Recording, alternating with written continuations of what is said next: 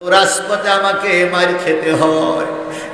আমির হামজা বললেন, কি অন্যায় করেছো ভাই? কোনো অন্যায় করিনি, একটাই কথা বলি, লা ইলাহা ইল্লাল্লাহ, এই কারণেই আমাকে মার খেতে হয়। নবী কালেমার দাওয়াত দিয়ে তরবারির আঘাত খেলো। নবী কালেমার দাওয়াত দিয়ে শিয়া আবু তালেবে 3 বছর 3.5 বছর জেল খাটলো। নবী কালেমার দাওয়াত দিয়ে উহুদে মার খেলো। নবী কালেমার দাওয়াত দিয়ে তায়েবে মার খেলো। আর তুমি আর আমি কালেমার দাওয়াত দিয়ে কিছুই হয় না। তাহলে বুঝতে হবে তোমার কালেমা আর আমার কালেমা এক হচ্ছে না। এক কালেমায় রুটি রুজি আর এক কালেমায় ফাঁসি। এক কালেমায় রুটি রুজি আর এক কালেমায় ফাঁসি। কোন কালেমায় থাকবে তুমি জানাও জগৎবাসী। এক কালেমায় রুটি রুজি আর এক কালেমায় ফাঁসি। একই কালেমা বলে বিশ্ব আন্দোলনের সিপাহসালার বাংলাদেশের যুবকদের মুরব্বীদের মাথার মুকুট, এই সাতিয়ার সুপুরুষ আমাদের প্রিয় শায়েখ মাওলানা মতিউর রহমান নিজামীকে ফাঁসির কাস্টে ঝুলতে হয়েছে। আর একই কালেমার দাওয়াত দিয়ে সোনাকিয়ার ইমাম হেলিকপ্টারে চড়ে বেড়াচ্ছিল। একই কালেমার দাওয়াত দিয়ে আমির হামজা জেল খাটলো। একই কালেমার দাওয়াত দিয়ে আজারি বিদেশে চলে গেল। আর একই কালেমার দাওয়াত দিয়ে কুয়াকাটারা বিমানে চড়ে বেড়ায়। কালেমা তো একটাই। কি কালেমা একটা না? কথা বলেন, কালেমা একটা না? একই কালেমার দাওয়াত দিয়ে আল্লামা সাঈদীরে পুষ্করে জেলখানার থেকে বের করে হাসপাতালে মেরে দেওয়া হলো। আর একই কালেমার দাওয়াত দিয়ে সরমনার পিছে ঘুরে বেড়ায়। দুইজনেই একই কালেমা পড়ে, কেউ ফাঁসিতে ঝোলে আর কেউ আরামে ঘুরে বেড়ায়।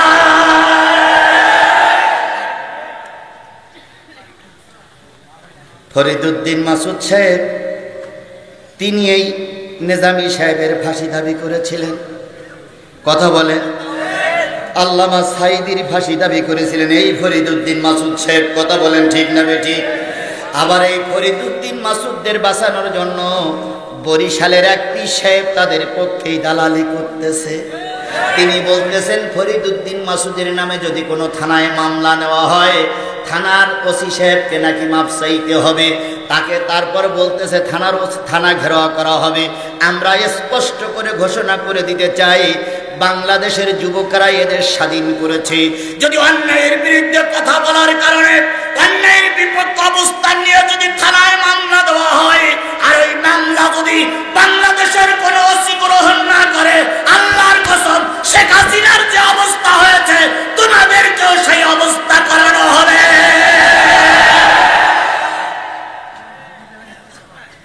ফাজলামি করার একটা শেষ আছে। কথা বলেন, ঠিক না বেঠিক? আমরা কিন্তু আসমান থেকে পানির মতন নাজিল হইনি। আমরা কিন্তু দুবলা ঘাসের মতন মাথা উঁচু করে দাঁড়াইনি।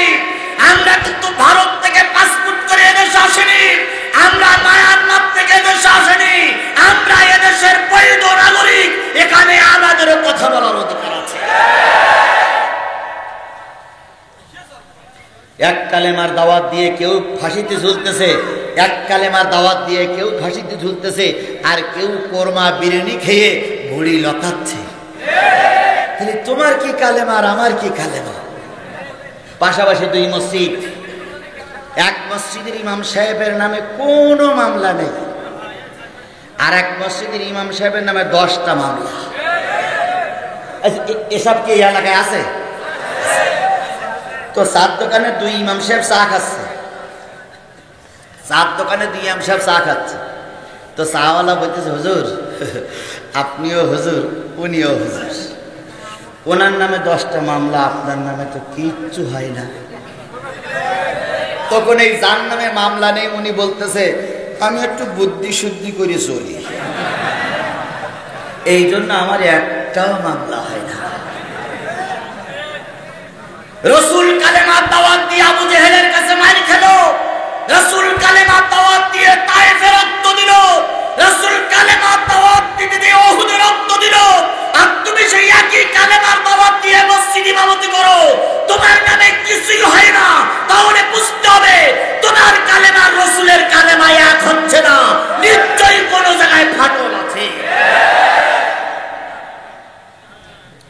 আজকে যদি গোলালু মার্কা ইমাম, গোলালু মার্কা পীরিরা যদি সমাজে না থাকতো, বিশ্বনন্দিত আলেম আল্লামা সাঈদীরে আমরা হারাতাম না। আজকে যদি গোলালু মার্কা কিছু ইমাম সমাজে না থাকতো, বিশ্ব আন্দোলনের বীর সৈনিক মতিউর রহমান নিজামীকে আমরা হারাতাম না। আজকে যদি এই কি বলে দালাল মার্কা হুজুর বাংলাদেশে না থাকতো, আমরা কামারুজ্জামান ভাইকে হারাতাম না, আমরা আলী আসার মোহাম্মদ মুজাহিদকে হারাতাম না। শুধুমাত্র একমাত্র কারণ হচ্ছে হুজুররা হুজুরদের বিরোধিতা করার কারণে ওরা এত সুযোগ পেয়েছে। আমরা যদি বাংলাদেশের সব টুপিওয়ালারা এক বাক্যে বলতাম যে ইসলামের বিপক্ষে যারা অবস্থান নেবে, আজকে থেকে শপথ দিলাম মরার পরে জানাজা পড়বো না, তাহলে ও জানাজা পড়ার আগেই সোজা হয়ে যেত। কিন্তু আমি না পড়লে আর এক মৌলবি বলতেছে আমি তো পড়ার জন্য রেডি। সে মৌলবি আছে, এ মঞ্চেও দুই একজন আছে।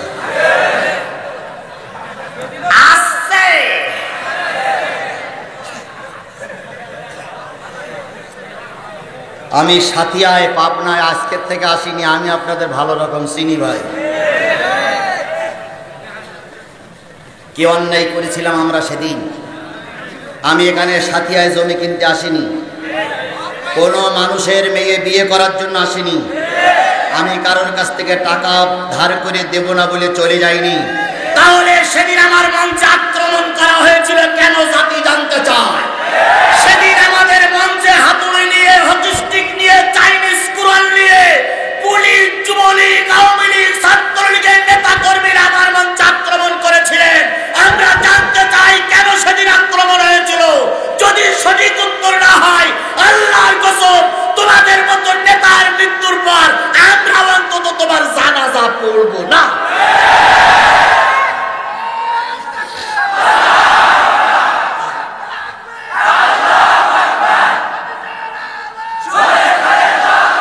আর এই কথাগুলো যখন বলি তখন কিছু লোক বলে জিহাদি আসে রাজনীতি করতে, ঠ্যাঙের গিরে ছাড়াই ফেলবো। আমি সেদিনও যা ছিলাম আজও তাই আছি, কথা বলেন ঠিক না ঠিক? সেদিন রক্ত দিয়েছিলাম, মার খেয়েছিলাম, এখান থেকে আমাকে চলে যেতে বাধ্য করেছিলেন, তবুও যতটুকু ছিলাম বাঘের বাচ্চার মতন ছিলাম, এক মিনিটের জন্য মাথা নত করিনি। সেদিন যদি বাঘের বাচ্চার মতন থাকতে পারি, আজও বাঘের বাচ্চার মতনই আছি। আপনি দেখে যান, আপনার দালালেরা দেখুক, আপনারা পালাইছেন, আমরা ঠিকই বেঁচে আছি। আমার যুবকেরা মাথা উঁচু করে দাঁড়িয়ে আছে, আমার মুরব্বীরা মঞ্চে বসে আছে। আগামী নির্বাচন যদি সুষ্ঠু হয়, ইনশাল্লাহ আমরা ইসলামী আন্দোলনের নেতারে বিজয়ের মালা পরিয়ে, ফুলের মালা পরিয়ে আগামীতে জাতীয় সংসদের সদস্য বানাবো ইনশাআল্লাহ। তবে হ্যাঁ, দিনের ভোট রাতি হইলে ঠেকাবে কেনা।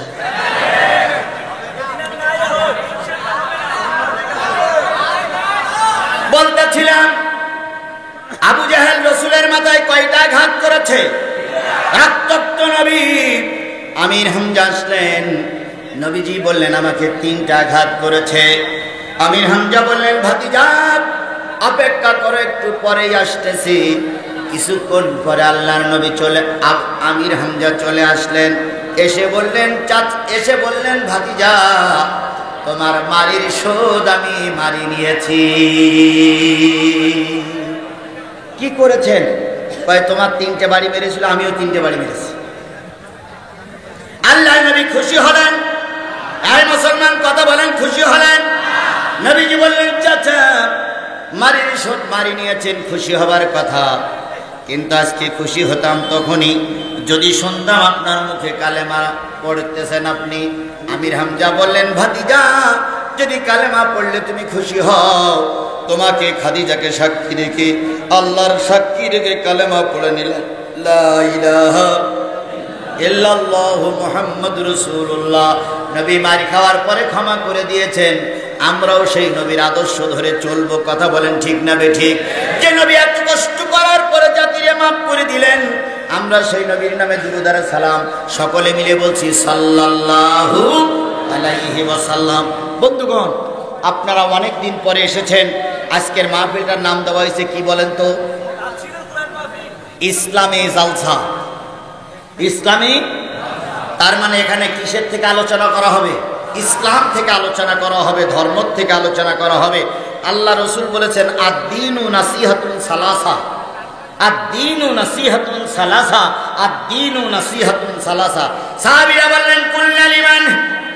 নবীজি বলেন ক্বালা লিল্লাহ ওয়া লিরাসূলিহি ওয়া লিকিতাবিহি ওয়া লিআইম্মাল মুসলিমিনা উম্মাতিহি।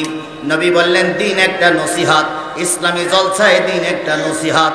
সাহাবীরা বলেন ইয়া রাসূলুল্লাহ, নসিহত যখন বক্তা করবে, নসিহত যখন আলেম করবে, তখন তার ভিতরে কয়টা জিনিস থাকবে? হুজুর বললেন বক্তার ভিতরে 5টা জিনিস থাকা লাগবে। যদি 5টা জিনিস না থাকে সেটা ইসলামী জলসা হতে পারে। তাহলে ইসলামী জলসা কোরআনের মাহফিলে কয়টা জিনিসের আলোচনা করা লাগবে? 1 নম্বর ক্বালা লিল্লাহ, আল্লাহর আলোচনা করা লাগবে। বলুন তো আমরা আল্লাহর কথা দিয়ে শুরু করেছি না করিনি? আমরা আল্লাহ শুকরিয়া আদায় করেছি না? 2 নম্বর কথা থাকবে রসুলের কথা। এতক্ষণ ধরে রসুলের নামে দুরূদ দিলাম, 2 নম্বর পর্ব শেষ। 3 নম্বর কিতাব থেকে আলোচনা করা লাগবে। যে কিতাব থেকে আলোচনা করা লাগবে সেই কিতাবটার নাম কি? আমি কোরআনের সূরা আল ইমরানের 104 নম্বর আয়াত তেলাওয়াত করেছি। ওই আয়াতের পরে এখন কথা হবে। আমি যতক্ষণ কথা বলি কারা কারা থাকতে রাজি আছেন 2 হাত উঁচু করে আল্লাহরে দেখান। আল্লাহ আমাদের কবুল করুক, সকলে বলুন আমিন। আরো জোরে বলেন আমিন। তাহলে আজকে বৃষ্টি হচ্ছে, মাঝে মাঝে বৃষ্টি হচ্ছে, আমি দেখতেছি আপনারা একটু উসপিস করতেছেন।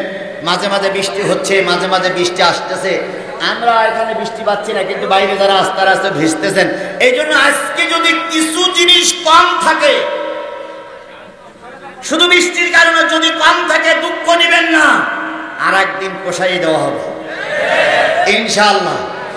তবে আমি আপনাদের কাছে ছোট্ট একটা জিনিস দাবি করে, আমি যে আয়াতটা পড়েছি আয়াতের পর আলোচনা করব। আমাকে ফেলাই রেখে আপনারা চলে যাবেন? আমাকে ফেলাই রেখে আপনারা চলে যাবেন? কারা কারা শেষ মুনাজাত পর্যন্ত থাকবেন? একটু 2 হাত উঁচু করে আল্লাহরে দেখান। জোরে তাকবীর হবে, নারায়ে তাকবীর, লিল্লাহি তাকবীর। আল কোরআনের আলো, কারে দেখালাম? আচ্ছা, আপনার হাত উঁচু করা আল্লাহ দেখেছে? দেখেছে? সত্যি সত্যি? কি করি দেখবো? উপরে যে সামিয়ানা, তারপরও আল্লাহ দেখেছে। তাহলে আমরা হাত উঁচু করে কি বলেছি আল্লাহরে? কি শুনবো? কোরআন শুনবো। আর আমি হাত উঁচু করে কি বলেছি, কি বলবো? তাহলে আপনি অবদ্ধ, আমি অবদ্ধ। যদি আখিরি মোনাজাতের আগে আপনি চলে যান, তাহলে আপনি দায়ী হবেন, আমিও দায়ী হব। কথা বলেন ঠিক না ঠিক? যদি সব কিছু ঠিক থাকে, বৃষ্টি না হয়, পরিবেশ ঘোলাটো না হয়, আমরা 12টার আগে শেষ করবো ইনশাআল্লাহ। আর যদি উলট পালট হয়ে যায়, তাহলে হঠাৎ করে হয়তো বন্ধ হয়ে যাবে। এই জন্য আমরা চাচ্ছি আর আধা ঘন্টা 40 মিনিট কথা বলবো। থাকতে পারবেন না ইনশাআল্লাহ? থাকতে পারবেন না ইনশাআল্লাহ? আল্লাহ কবুল করুক। সবাই মিলে বলেন আল্লাহ কবুল করুক, আমিন। আরো জোরে বলেন আমিন। আচ্ছা ভাই, একটু সেখানে ব্রেক করি। সেটা হলো, বলুন তো এই বৃষ্টির ভিতরে, এই কাদার ভিতরে, এই প্রাকৃতিক দুর্যোগের ভিতরে এই মাহফিলটা করতে কর্তৃপক্ষের কত টাকা খরচ হয়েছে বলে মনে হয়? খুব বেশি হলে 30,000।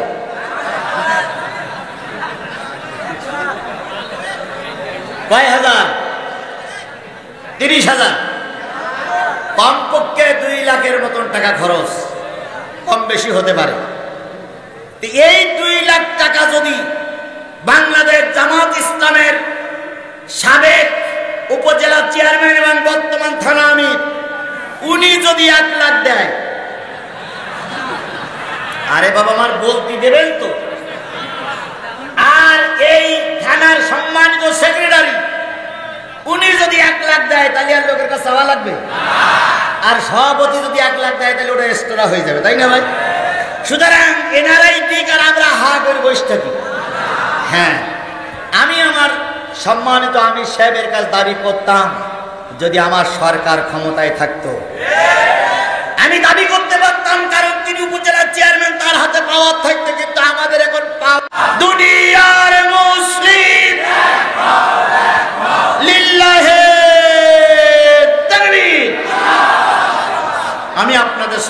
তেলাওয়াত করেছি সূরা আল ইমরান। কোন সূরা? এই মুসলমান বসেন, সবাই বসেন। কোন সূরা? সূরা আল ইমরানের 104 নম্বর আয়াত। আল্লাহ বলতেছেন, ওয়ালতাকুম মিনকুম উম্মাতুন ইয়াদউনা ইলাল খায়র ওয়া ইয়া'মুরুনা বিল মা'রুফি ওয়া ইয়ানহাউনা আনিল মুনকার ওয়া উলাইকা হুমুল মুফলিহুন।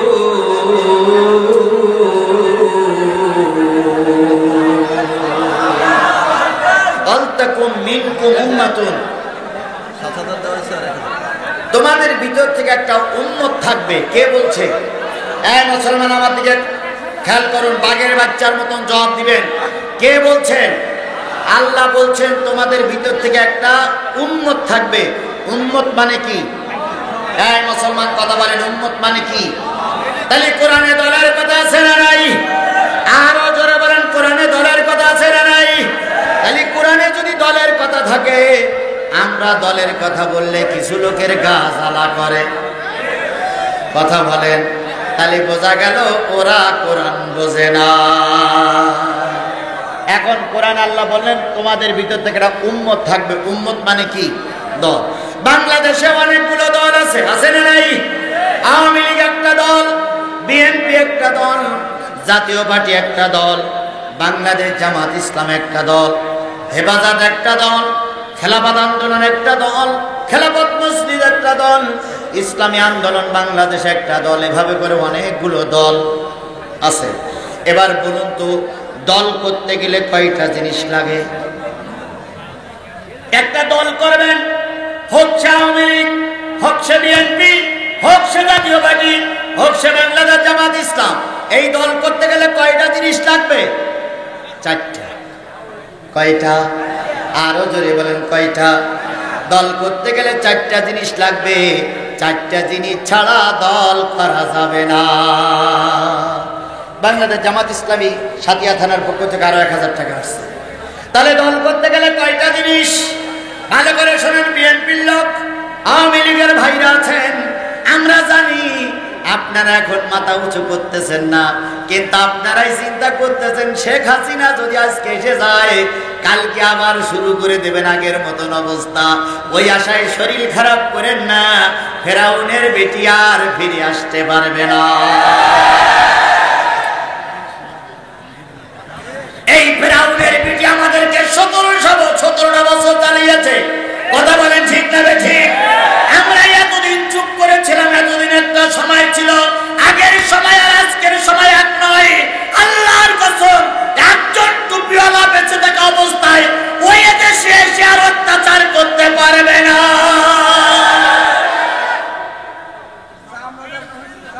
আমার ভাইরা, উনি পাশের দেশে যে আত্মগোপন করেছিল বা আছে মনে হয়, ওখান থেকে মাঝে মাঝে মাথা বের করে দিচ্ছে আর বলছে আসবো আসবো। ইতিহাস খোঁজেন, যতগুলো এমপি মন্ত্রীরা ছিল সবাই কিন্তু টোপলা টুপলি বাধ্য হয়েছে। কথা বলেন ঠিক না ঠিক?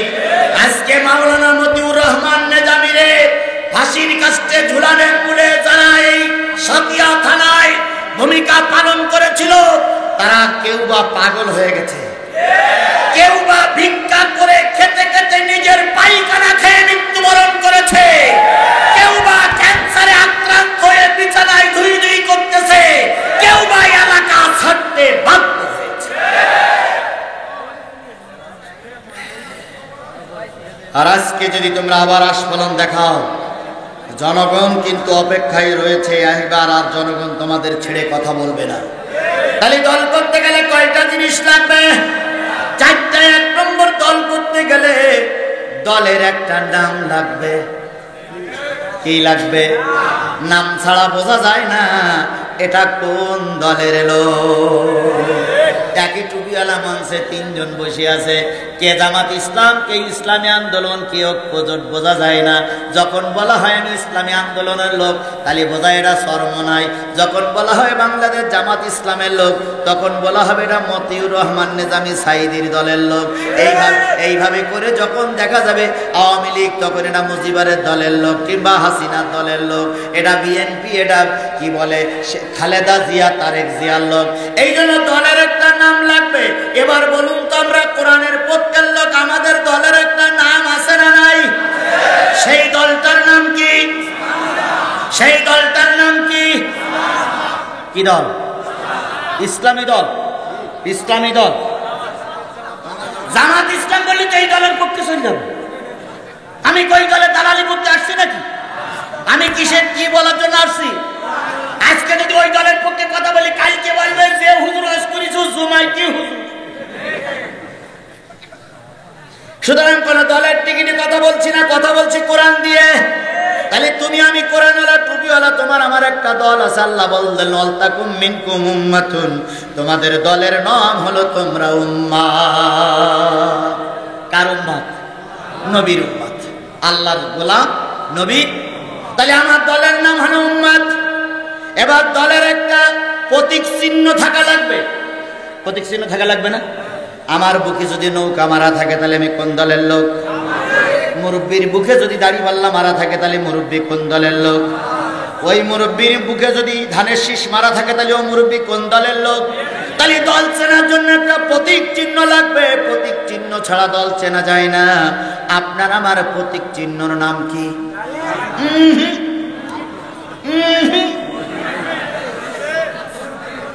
মুরব্বী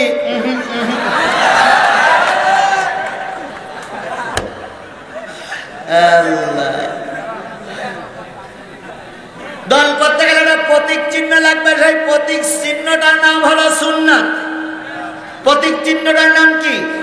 আরো যারা বলেন প্রতীক চিহ্নটার নাম কি? মান আহাব্বা সুন্নতি ফাকাদ আহাব্বানি ওয়া মান আহাব্বানি কানা মাইয়া ফিল জান্নাহ। তাহলে তুমি যদি নবীর উম্মত হও, তোমার ভিতরে একটা সুন্নত থাকা লাগবে। এবার বলুন তো, দাড়ি রাখা কি? টুপি পরা কি? জুব্বা পরা কি? ওরে বাবা, এটাও যেমন সুন্নাত, প্রয়োজনে দিন কায়েমের জন্য রাজপথে রক্ত দেওয়াটাও সুন্নাত। আমাদের দেশে অনেক পাগড়িওয়ালা, টুপিওয়ালা, দাড়িওয়ালারা আছে, জুব্বা পরে জিকির করে, কিন্তু দিন কায়েমের পক্ষে, দিন কায়েমের পাশেও যায় না। কথা বলেন ঠিক না ঠিক? সেই না দিন কায়েমের পক্ষে কথা বলা হয়, ওরা নাক ছিটকায়। এরম সুন্নাত, এরম পাগড়িওয়ালা লোক আমাদের সমাজে, আরো জোরে বলেন আমাদের সমাজে। এই সুন্নাত মানে হলো রসুলের বিধানকে মেনে চলা। এই সুন্নাত তরিকা তোমার আমার ভিতরে থাকলে তুমি আল্লাহর দলের লোক। তাহলে দল করতে গেলে কয়টা জিনিস লাগবে? তাহলে দলের নাম হলো উম্মাত। প্রতীক চিহ্ন কি? দল করতে গেলে দলের একটা নেতা লাগবে। তোমার আমার নেতার নাম কি? মুহাম্মদ রাসূলুল্লাহ সাল্লাল্লাহু আলাইহি সাল্লাম। যারা মুহাম্মদকে সর্বকালের সর্বশ্রেষ্ঠ না বানিয়ে, নেতা না বানিয়ে, মুজিবুর রহমানকে 1000 বছরের শ্রেষ্ঠ বাঙালি হিসাব করে তার নেতৃত্ব মেনে চলতেছ, ওই সবচেয়ে বড় মুনাফিক এরশাদকে নেতা মেনে চলতেছ। বিশ্বাস করো, কিয়ামতের দিন এদের সঙ্গে হয় জান্নাত নাই জাহান্নাম। দলিল জানেন কোরআন থেকে? আল্লাহ বলছেন ইয়াউমা নাদু কুল্লা উনাসিন বিইমামিহিম ফামান উতিয়া কিতাবাহু বিয়ামিনিহি ফাউলাইকা মা ইয়াকরাউনা কিতাবাহুম ওয়ালা ইয়াজলামুনা ফাতিলা। আল্লাহ রাব্বুল আলামিন বললেন, কিয়ামতের দিন সকল নেতা সহ অনুসারীদের ডাকা হবে। যারা আওয়ামী লীগের পক্ষে ভোট দিয়েছেন, আওয়ামী লীগের নেতারা ক্ষমতায় বসে আছেন, শেখ হাসিনা যখন দাঁড়িয়ে যাবে, মুজিবুর রহমান যখন দাঁড়িয়ে যাবে, আপনার নেতা কর্মীরা ওনার পিছনেই দাঁড়াবেন। যারা বাংলাদেশ জামাত ইসলাম করার জন্য মামলা খেয়েছেন, রক্ত দিয়েছেন, ঘর বাড়ি ছেড়েছেন, সেদিন নিজামী সাহেব আর আল্লামা সাঈদী সাহেব যেখানে দাঁড়াবে, সেইখানে আপনারা নেতা কর্মীরা দাঁড়ায় যাবে। যারা বাংলাদেশ জাতীয়বাদী দল করে, জাতীয় পার্টির এরশাদ যেখানে দাঁড়াবে আপনাকেও সেখানে দাঁড়াতে হবে। তাহলে আমার নেতা, তোমার নেতা বিশ্বনবী মুস্তাফা, তোমার আমার ঠিকানা পদ্মা মেঘনা যমুনা, তোমার আমার নেতার নাম হচ্ছে মুহাম্মদুর রাসূলুল্লাহ সাল্লাল্লাহু আলাইহি ওয়াসাল্লাম। তাহলে দল করতে গেলে কয়টা জিনিস লাগলো? একটা হলো দলের নাম কি? উম্মাত। প্রতীক চিহ্ন কি? সুন্নাত। আর নেতার নাম কি? মুহাম্মদ। এবার দল করতে গেলে একটা অফিস লাগবে। কি লাগবে? এই মুসলমান কথা বলেন, কি লাগবে? প্রত্যেকটা দলের অফিস আছে না নাই? দুঃখ একটা জায়গায় দীর্ঘ 12-13টা বছর সব দলের অফিস খোলা ছিল, একটা দলের অফিসে তালা মারা ছিল।